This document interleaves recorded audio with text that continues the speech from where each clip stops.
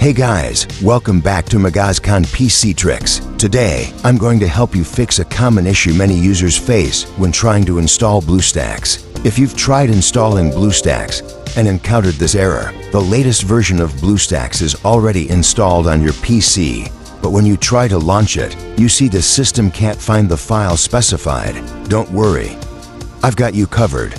Follow the step-by-step guide, and you'll have Bluestacks up and running in no time.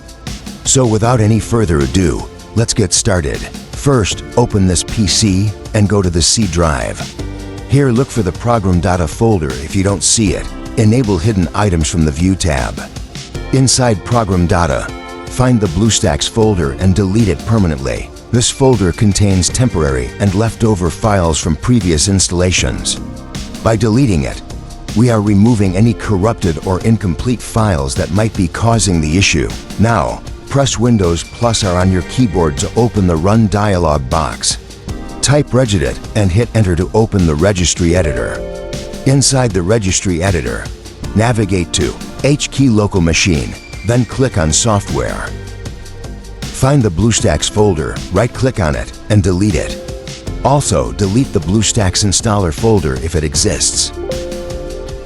This step ensures that no registry entries interfere with the fresh installation. Always be careful when making changes in the registry editor. After deleting all related files and registry entries, restart your PC to apply the changes. Restarting the system will clear any remaining cache or temporary files related to Bluestacks. Now, download the latest version of Bluestacks from the official website. Run the installer and follow the installation steps. Once the installation is complete, launch Bluestacks to check if the issue is resolved. And there you go.